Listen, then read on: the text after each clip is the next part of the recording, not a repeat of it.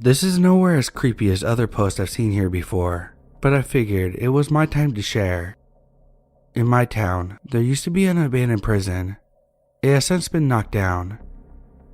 It was in the middle of the woods, and it wasn't the kind of place you would just end up at accidentally. Every once in a while, police would patrol around, but for the most part, there was just barbed wire fences doing their job. Now, this wasn't a high security prison for serial killers or anything, but it held robbers and rapists and the like up until about 8 years prior to the incident.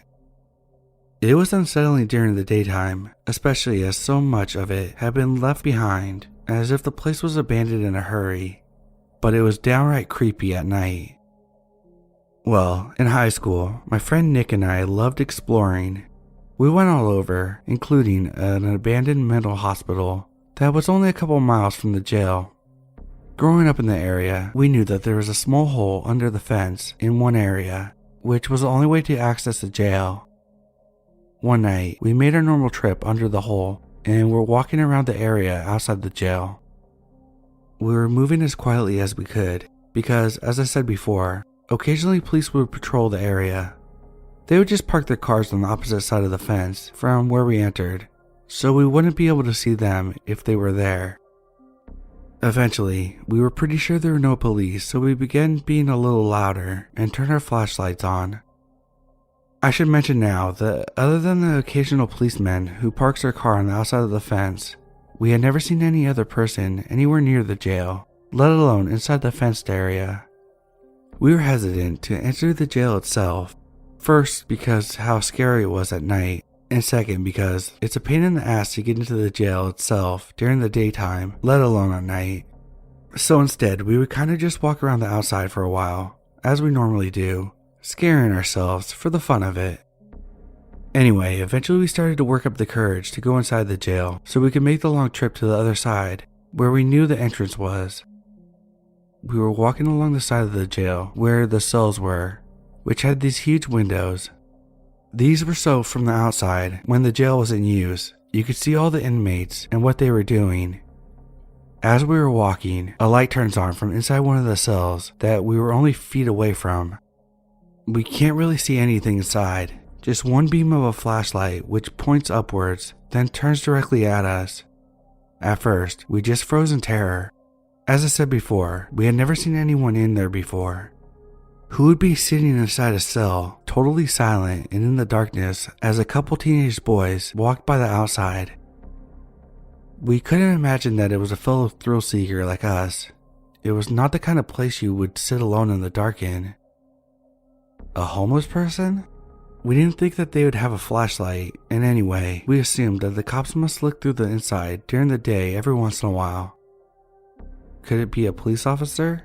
There's no reason why he would be sitting inside of the building, waiting, while he would have known that we were there for a long time.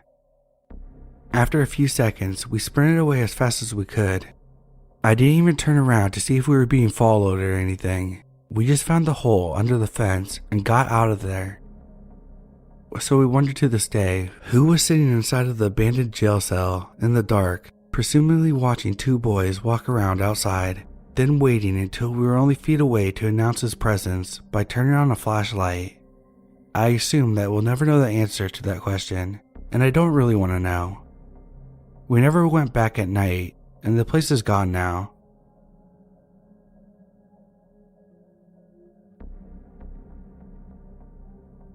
Back when I was in high school, my friends and I loved exploring creepy places. A few of us had our driver's license, so on weekend nights, we would gather up in a group of 6 to 10 people and go on an adventure. One summer, our favorite place to go was this abandoned movie theater on the west end of town. This place had closed down probably about 3 years before we started visiting it, and in that time, it had become a rundown building. There were no trespassing signs on the front entrance and each of the fire exits around the building, coming from the theater rooms. The glass on the main entrance was all broken and had been boarded up.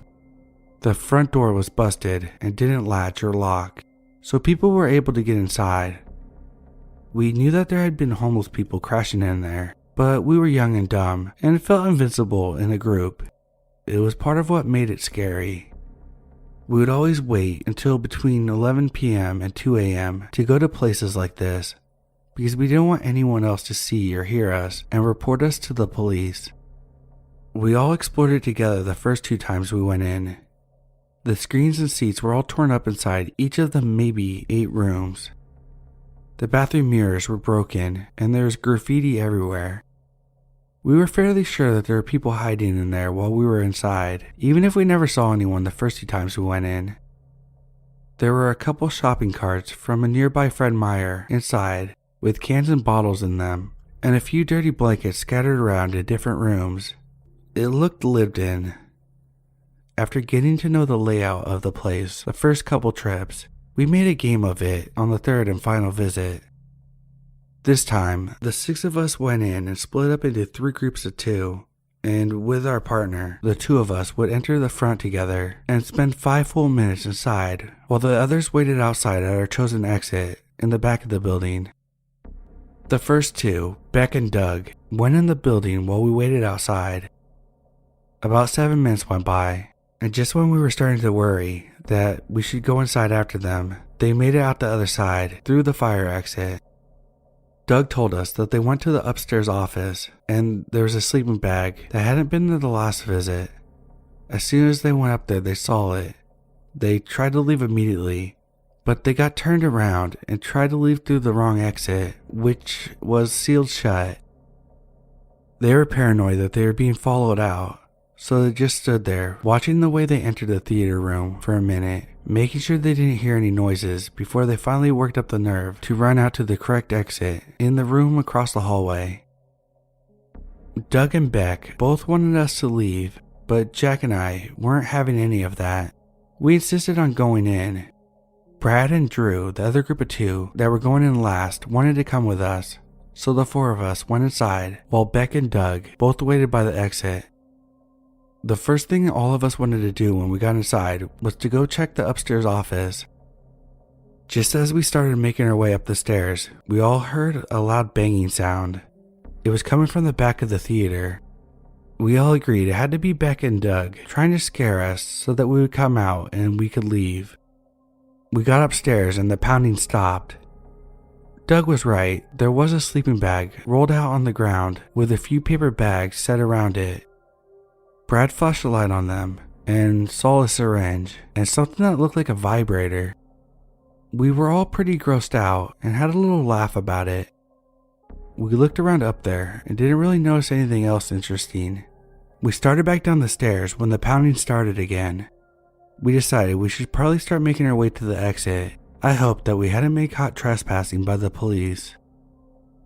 We come through the exit and immediately both Doug and Beck were talking over themselves, telling us about a minute after we entered the theater, a really tall, creepy looking homeless man with greasy hair walked right past them, heading for the entrance.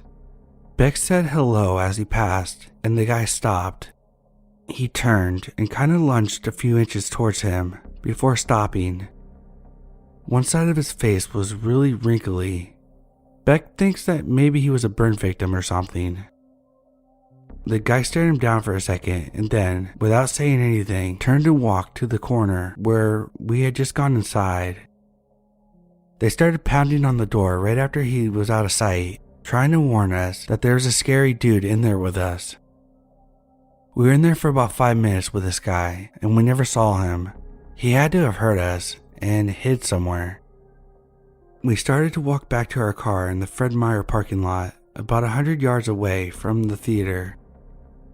A car pulled into the parking lot and shined their headlights at us before flashing its red and blues. The police officer had us sit down in front of a spotlight in front of his car and asked us what we were doing. We told him that we were going to head inside the movie theater, but a really scary tall guy walked in and we chickened out. He told us that it's really dangerous to go into places like that, as there had been violence in that building before, and it would be a shame if we got hurt doing something stupid. He let us go, and as we drove off, we saw him shining his light in the front entrance. We took the nice police officer's advice, and never went back into a place like that again. I never did find out what violence he was talking about. It could have just been a tactic to scare us out of coming back. We stuck to graveyards and cemeteries after that. So, creepy dude that lives in a condemned building, I'm glad I never actually met you. But thank you for getting us out a ticket for trespassing. And thanks to everyone else hiding in that building for not assaulting myself or my friends.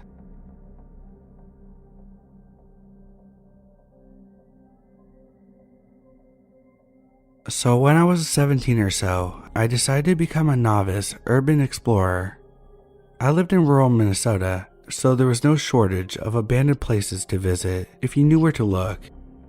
Anyways, my boyfriend at the time lived in a tiny community just north of now then, Minnesota, which had a 2-story house that had been abandoned for about 10 years. The story was that a tree fell on the side of the house during a storm, and the guy didn't want to pay for the repairs and just left. I talked to my boyfriend about exploring that place, but since there was a convenience store right across the street, you would need to evade detection, so he pointed out that we would have to go at night. So we set our time to explore it on a Friday the 13th of that year, 2013.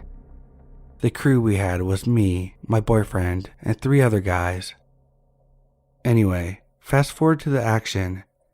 It was around 10 p.m. and my boyfriend parked his car on the dirt road about a quarter mile away from the house. We really didn't want to get caught. We hiked in and decided to take a look at the backyard first. It was really overgrown with waist-high prairie grass and generally uneventful until we looked into the back windows of the house. One of them seemed to go into a pantry where there was still some canned food on the shelf. The door to the pantry was open, and from what we could see from there was a full set of living room furniture, couches and all.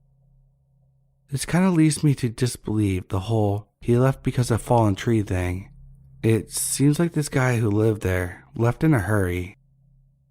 Our original plan was to go in through the back door, but it was locked with some industrial grade shit.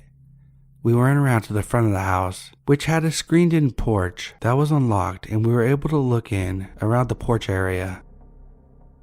Knee-high stacks of Life magazine were absolutely everywhere, some of them dating back to the 80s. They were weather-worn and chewed through by animals. After fooling around in there for around 10 minutes, we decided to embark inside. Naturally, being a 17-year-old girl in a group of 19-year-old guys, I was elected the one to open the door. But once I put my hand on the doorknob, I heard a noise from the other side of the solid oak door. 4 deliberate, rapid-fire knocks. Everyone booked it the fuck out of there faster than I've ever seen. We ran the entire way back to my boyfriend's car, but it wouldn't start. Everyone was afraid to go outside, and one of my friends kept claiming that they heard footsteps coming towards us. Probably bullshit in hindsight. After a few long minutes, my boyfriend's car finally started, and we punched it back to the house. Once we got back, everyone had their speculations on what the fuck was on the other side of that door. My personal theory that there was a squatter inside that saw us snooping around and wanted to scare us away. I know that dilapidated houses can make weird noises, but the knocks we heard were very deliberate, not something a structural shift or animal could make. To this day, I have not visited that house again, or any other abandoned house in the area. So kids, if something seems like a bad idea, it probably is. And creepy squatter guy, let's not meet again.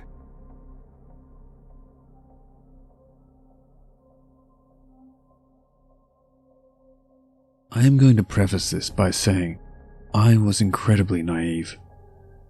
My best friend Jay used to work at a restaurant in a very bad area. She had moved there from our little suburb, about 35 minutes away. I still lived in the suburb with my parents, so my street smarts weren't the best. This was 3 years ago. I was 19 at the time, so driving around to visit friends was and is one of my favorite pastimes. One day, I decided to stop by the restaurant to see Jay, as I'd done it a few times before, and I was friends with all her co-workers. My friend was busy, and she made me wait around with a few of the others for a bit until her break. Then came to chat with me. At this time, I was very anti-purse, and just kept a wristlet, a little wallet you can keep around your wrist, After chatting for about 30 minutes, I left the restaurant and walked back to my car. After driving for a while, I noticed I had left my wallet. So I texted Jay telling her to grab it for me, and where I had probably left it. I already knew there was a possibility that it was gone, being that I left it in a busy restaurant in Center City, and Jay confirmed it was indeed gone. My dad cancelled all the credit cards, but I was still holding on to hope that it would be returned, as I did have my ID in there. The next day, I got a text from Jay. She tells me someone called the restaurant and said they had my wallet, and that she had given them my number. I was really happy about this, but knew I would have to meet up with a stranger, so I decided not to tell my parents. I didn't get a text until the next morning. The person said that they had my wallet and wanted to give it back, but never had a name or description. I didn't care. I thanked them profusely and asked when I could meet them. Hours later, they replied with an address and told me to stop by around 9 p.m. The address was about 20 minutes from the restaurant, which was also a really bad area, but that didn't worry me, as I had left my wallet right around there. I get there around 9, and this is when I started to get freaked out.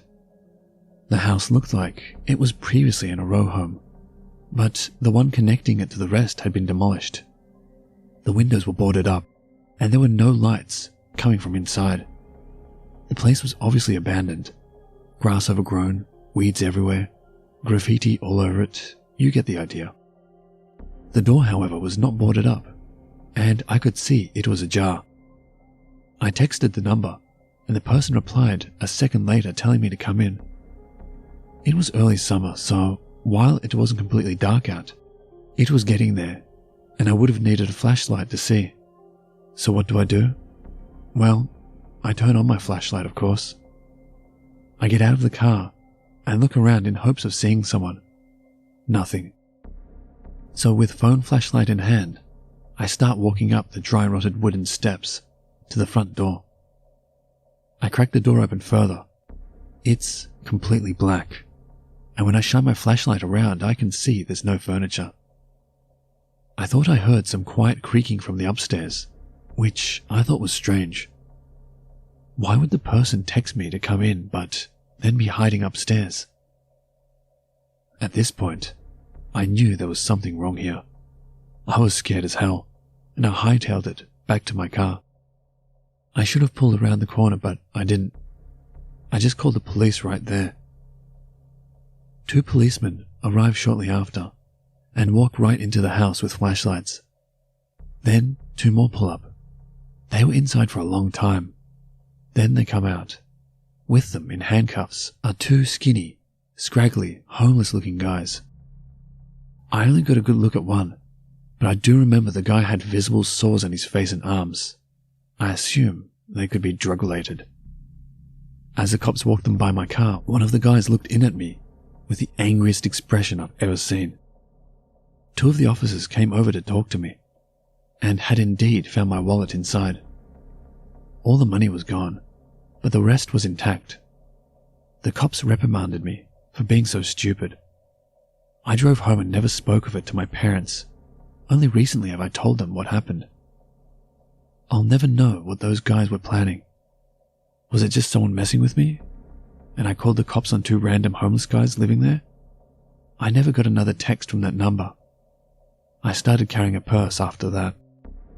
Gross, creepy, abandoned housemen. Let's never meet again. Ever.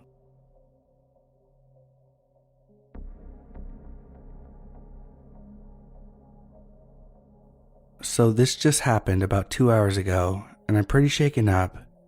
But as soon as I got out, the first thought that crossed my mind was to post my encounter as soon as I got home. So here I am. To give a little background, I'm a film student in college right now, and my buddies and I always try to find new locations to film movies at. I make horror films, so the places we were looking for and exploring are abandoned. And tonight, me and a group of friends, there were 10 of us in total, decided to check out this old abandoned hospital down the street from our school. They had been there before and said it was a great spot for filming and I should check it out. Tonight was that night. So when we get there, I have my Nikon DSLR with a handheld LED light attached to the top of it to scout out the place when we get inside. I didn't film any of the encounter because I usually only film the inside of these places, but I had the camera and the light on to shine the way through. I was leading the way down this narrow path that led to these walls that we had to climb to the roof of this place, where we would access one of the rooms to get inside the building. Because I was carrying my camera and bag, I was trying to look for another way up.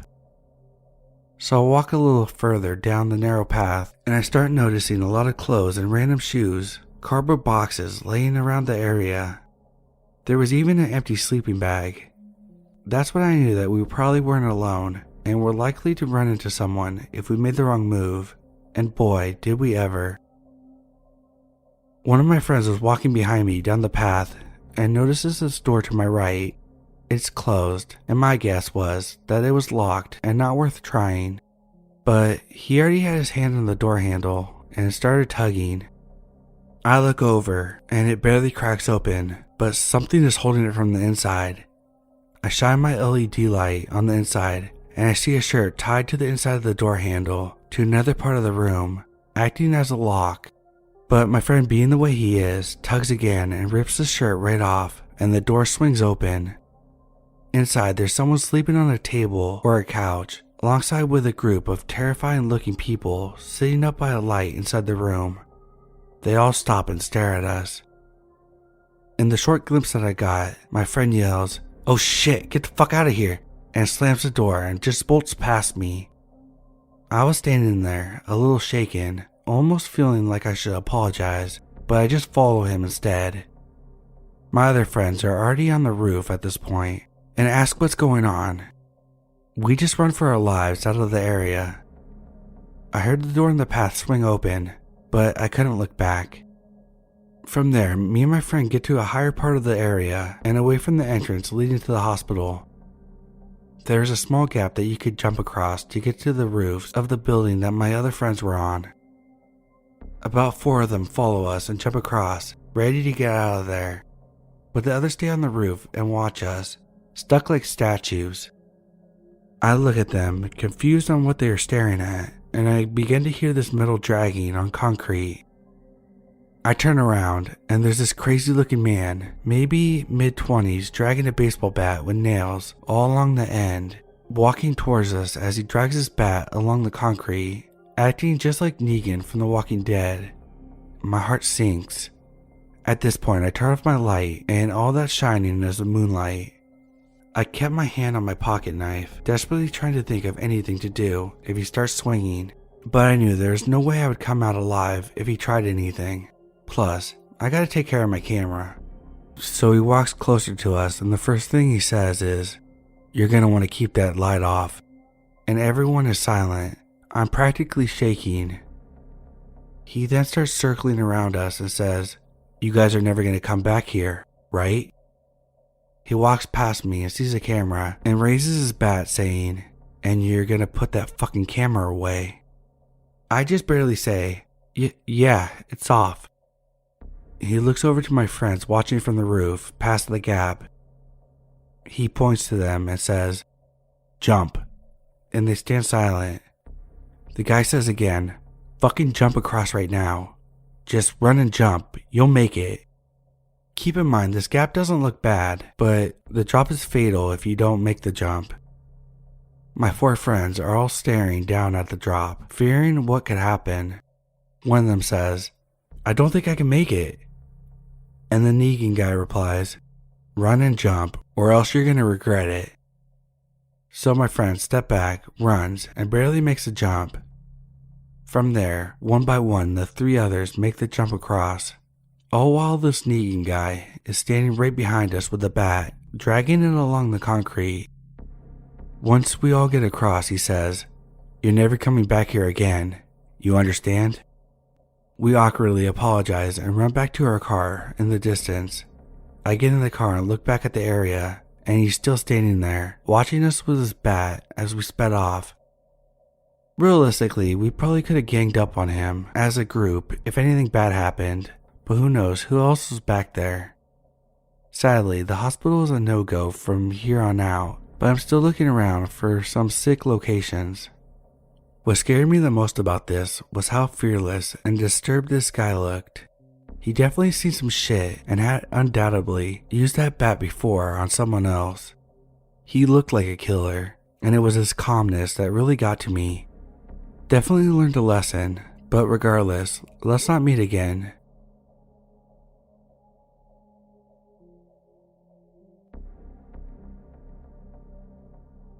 This is something that happened about 1.5 years ago, my first year at uni.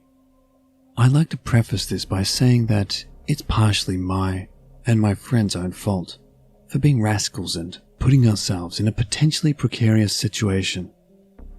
It's a cool fall evening, but it's nice out. The sky is clear, it's over 30 degrees, and the moon is casting its light more brilliantly than usual. My friends and I are eating dinner when we all decide that it's a nice night to drive out to the small town about 15 minutes away from campus where we'd previously gone hiking and found a dilapidated, abandoned dam. At the time, my friends and I were pretty heavy stoners, so our main goal was to hike to the dam and smoke weed.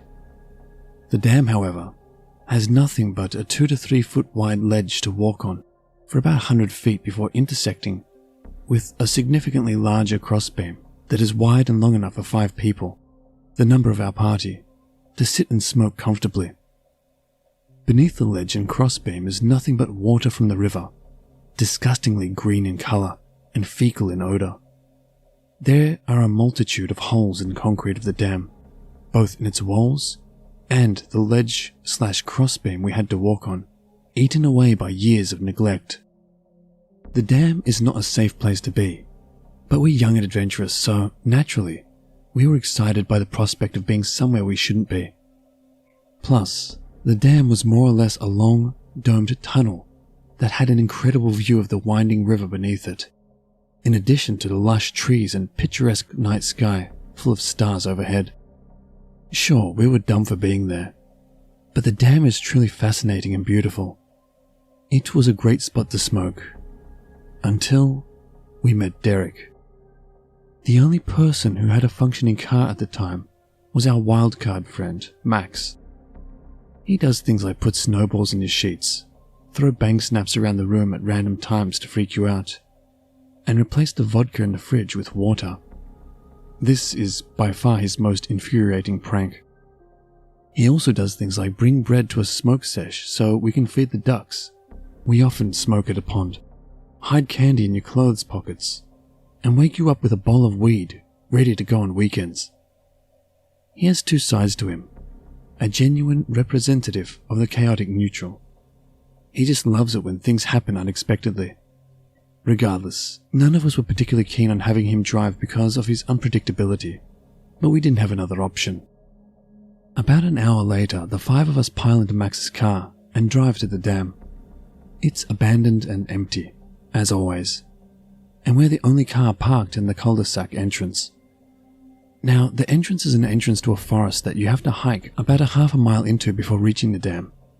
We hop out, and before we start following the trail, Max goes to the trunk of his car and pulls out a Roman candle. The rest of us tell him to put it back. We don't want to make too much noise. You're such a dumbass, Max, etc. He brings it anyway, against our judgment because, well, that's Max. When he's finished locking his car and grabbing his stupid fireworks, we start on the trail. Imposing trees casting dancing shadows around us as we walk to the dam. We get there and carefully stroll the narrow ledge to the safety of the crossbeam, constantly having to avoid holes in the concrete below us. Eventually, we're situated. We start smoking and talking, warning Max 1,000 times that he better not light off that Roman candle. Our voices resonating and echoing throughout the domed dam. Suddenly, someone calls down. "Yo," he says. We freeze and shut up. Our first thought is cops, and after ruling that out quickly, our second thought is, fuck. "Who's down there?" he says. Max's ears perk up. His eyebrows furrow as if he's thinking. We can hear the guy take a few more steps. "Derek?" Max says. "Who's that?" "It's Max. We went to so-and-so high school together." Of course Max knows him. Derek ambles his way down and walks to the ledge to our smoke spot on the crossbeam. He and Max reminisce and share some small talk. Max seems to like him, but he's throwing me off. Something about him doesn't seem right. I look around at my other friends and they all seem to be feeling the same way as their expressions match mine. The entire time he's here, he's texting furiously. He's also standing an awkward distance away, leaning against the wall of the dam. And he seems very fidgety. But he's friendly and Max knows him, so none of us say anything. We offer to smoke him up, but he declines. A thought pops into my mind. What is this guy doing out here by himself? It's important to note that it's nearing midnight at this point, so it's unusual for someone to be out here alone, without hiking apparel, and no intention of being a hooligan like us. Plus, he's stayed here way longer than he should have. He only knows one of us, and not very well. Yet, he stayed here and talked for 20 minutes. It felt like he was waiting for us to be done. But why? Where have you been, Derek? I haven't seen you around much like I used to. Just got out of jail. Okay, maybe he caught a possession charge. Could happen to any of us. Man, that's a bummer. Well, welcome back. Thanks. 3 years is a long time. Alright, hold up. You must have had a lot of weed on you. Yeah, that didn't help. The armed robbery charge accounted for most of the time, though. We gotta get out of here. That's the only red flag I needed. Another friend of mine starts talking to Derek about the Bears. He's wearing a football jacket, to distract him while I start packing up our stuff. In the middle of their conversation, Derek makes a phone call and whispers a few inaudible words before hanging up, without saying goodbye. It's a 15-second call, maximum. When he hangs up, he goes back to the conversation like nothing happened. Eventually, I get everything in my backpack. We all get up to leave and start heading down the ledge, Derek in front. Before we get far, Max stops us and says, "Watch this." He pulls the Roman candle out from his bag, and before any of us can stop him, he lights it. We all freeze. I remember watching the flame burn slowly down the wick, like a football coach watching the opposing team run the game clock out, full of dreadful anticipation. It reaches the candle and thump. We watch helplessly as the fireworks shoots from the candle. But it only takes about half a second for it to reach the opposite end of the dam, but it felt like an eternity. Bang!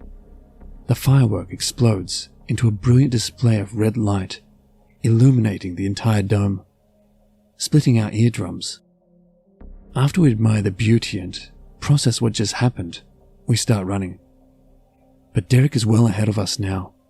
He started running right when Max lit the candle. We're trying not to fall into the water or trip on any holes as we run, exhilarated and full of adrenaline.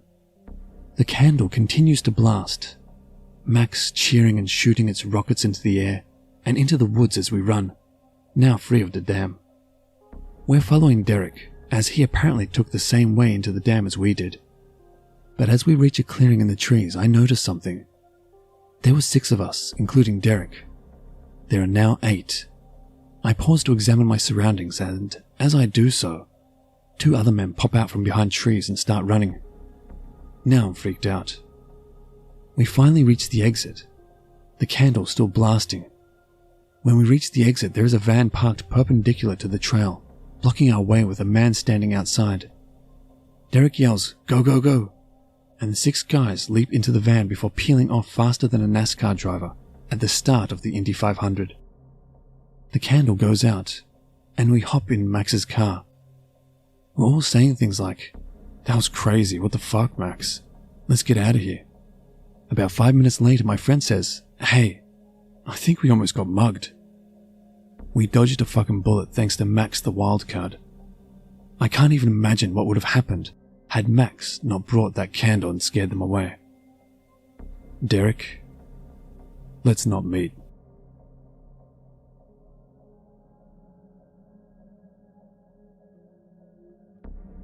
One sunny day in mid-spring, the three of us were bored and decided to go exploring.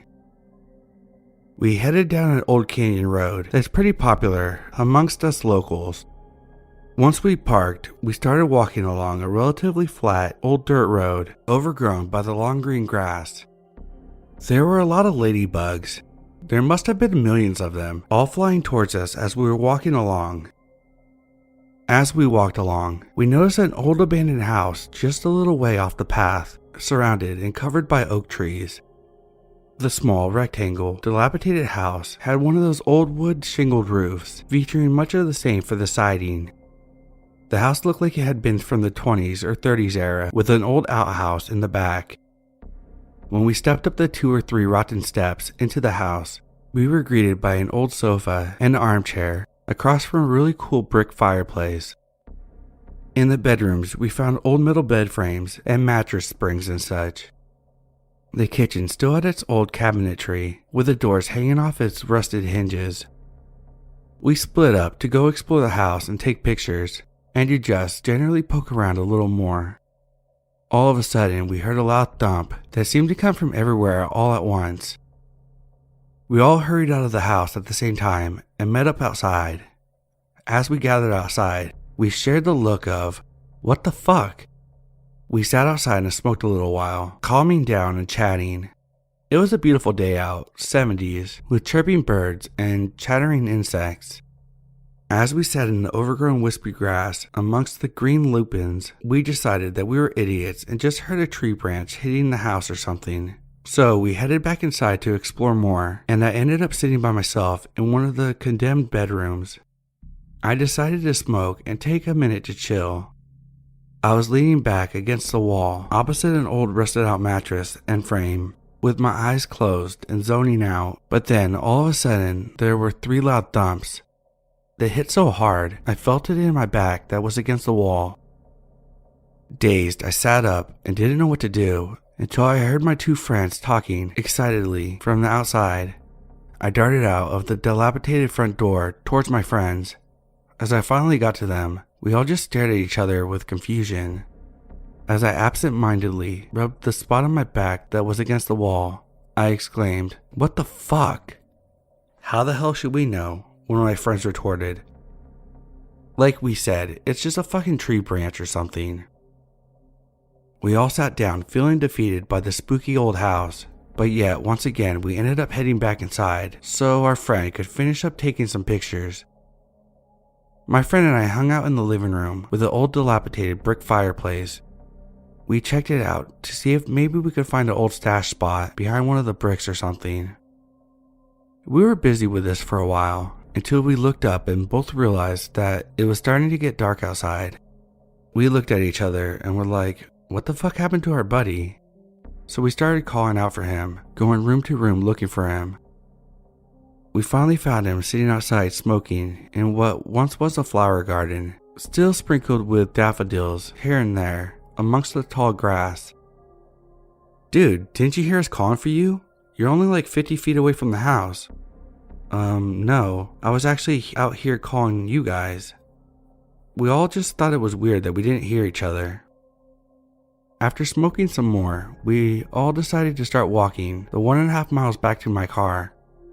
Just as we were standing up to gather our stuff and leave, we heard the distorted sounds of one of those old rotary phones ringing. It sounded like it was coming from the house where the living room would be. We all stood there, frozen in place, looking at each other with wide eyes.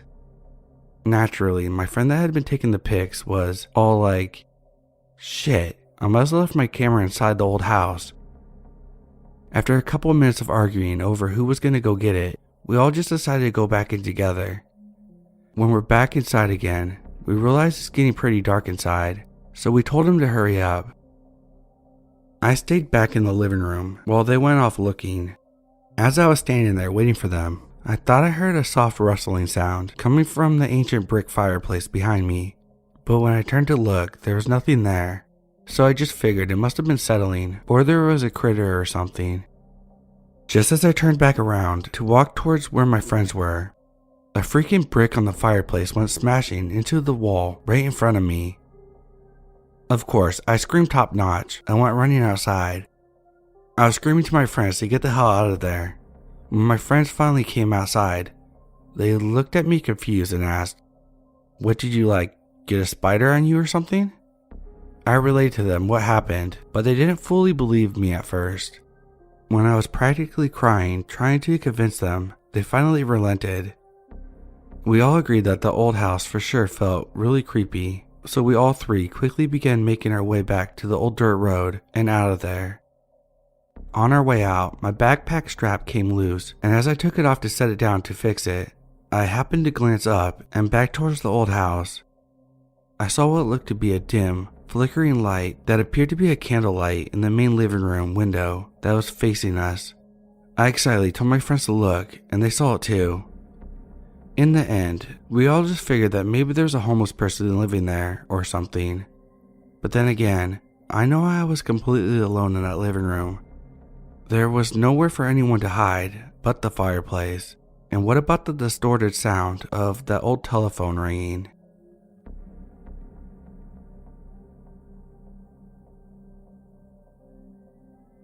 This isn't my story. It's actually my boyfriend's mother who went through this. She told me this story after I mentioned some of the ones here, so I thought this would be a good place to share. When she was younger, before she had my boyfriend, who is 26, she lived in an apartment that was above an insurance agency in the downtown area. The building had businesses on both sides of it, with apartments above as well. Across the street was what used to be a hotel, but at the time had been abandoned for years, boarded up, closed up, broken windows, etc. So I guess she used to do chores and just lounge around during the day naked or scantily clothed because in her head she wasn't on the first floor so no one could see her. One day she started randomly getting phone calls from someone she didn't know, telling her how nice she looked that day or something along those lines and creepy. He apparently would call her once in a while, saying things like that, and then hang up. This was before caller ID, so there was no way to know where this person was calling from, or who he was. This went on for a while, until one day she got a call from him, while her husband was out of the house. "I'm coming to see you. I know you're by yourself. I saw you." This obviously freaked her out, and since no one else was home, she called her uncle who was in town. She hysterically asked him to come over and make sure this guy didn't do anything.